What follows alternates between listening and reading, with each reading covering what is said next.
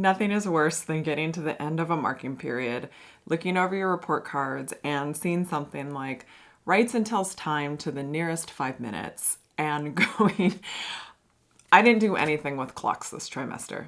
Hello, Marielle here, and today's teaching tip is about student data tracking so that you can have all of the information you need to assess student progress at the end of a report card cycle. I know this is not a particularly thrilling topic, but I feel like the method I've landed on makes it super easy and way more manageable than other methods I've tried. Plus, there is an automaticity to it that allows me to be consistent with very minimal effort. I'm going to go over two areas in today's video. The first is how to gather student work samples to help inform your report cards, and the second is how to record student observations during small group time. Be sure to stick around to the end to see how you can use all of this information to help put together your talking points for parent-teacher conferences and how to get my free editable worksheet. Let's jump right in with the supplies for the student work samples. You're going to want to create a student file for each one of your students. You can label it with their name or use your class number system if you want to reuse the folder in subsequent years. Next, put 2 manila folders in each of the student folder. Label one ELA and one math. These are the main content areas I focus on for my elementary second grade classroom. However, you could certainly customize this for whatever grade level or subject matter that you teach. Once you've made these folders within a folder, you're going to place one blank report card copy at the very front of the student files. Now go about teaching for your marking period. However, every time you get to a formative or summative assessment or collect an assignment that you would consider a checkpoint or benchmark, grade it and put it in each of the students' ELA or math folders. But, and here's the most important part, after you file it away, take out that blank report card and mark what area you assessed. For example, here is a Unit 2 math assessment that the students did independently.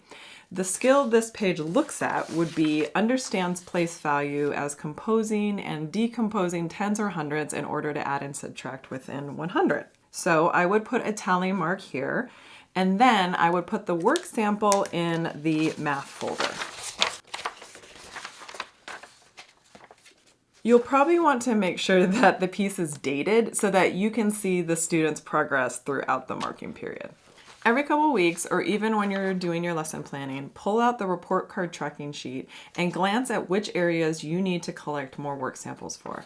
This is a really good way to gauge which content areas you need to spend more time teaching. When it's time to fill out your student's report card, simply pull out their individual folder, review their sample work, and give them an overall standards-based grade. Even if you grade by points or percentages and enter every score into an online gradebook, I still really like this system because it guarantees that you're covering all of the content areas, and it gives you a huge variety of student work samples to review instead of having to rely on your memory.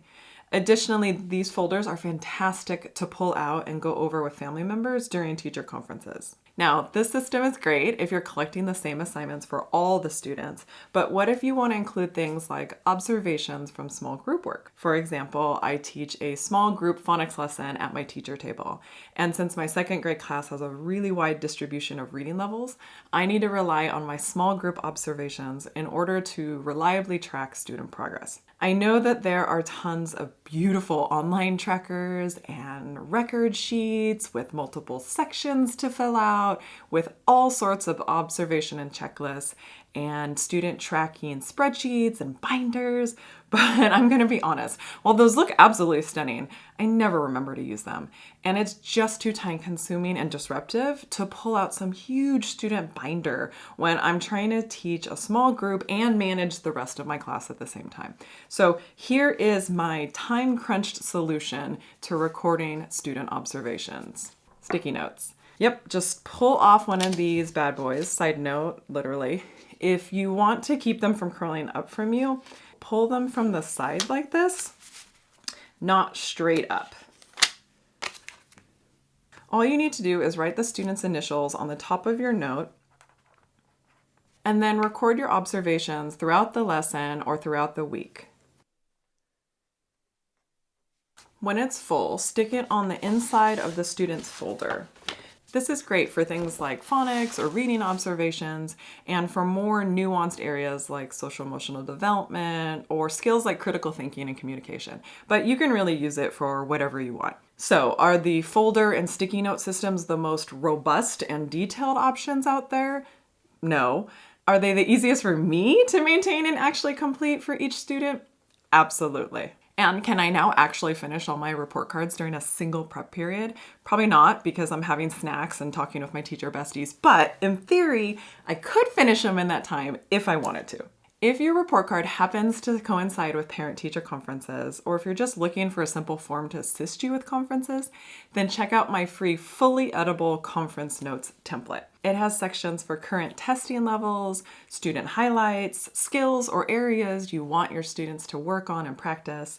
It also has teacher contact info and a section for you or the families to write notes during the conferences. I have a link to the free template in the description box below. So this is usually the part of the video where I suggest one of my other videos with a similar topic or theme, but I have this one video that's gotten like no views, and I don't know if it's a bad thumbnail picture or if the title is whack, but out of all of my productivity methods or ideas, this is the one that when I explain it to people in real life, they're like, this makes my to-do list so much more manageable than anything I've tried before. And I know that sounds like smarmy self-promotion. I mean, like it is, but it's actually one of the few productivity systems that I use in both my professional and personal life because it requires so little effort. Anyway, here it is. And if you want to skip it like everyone else, then check out this video about how I make the easiest emergency subplans I've ever come across.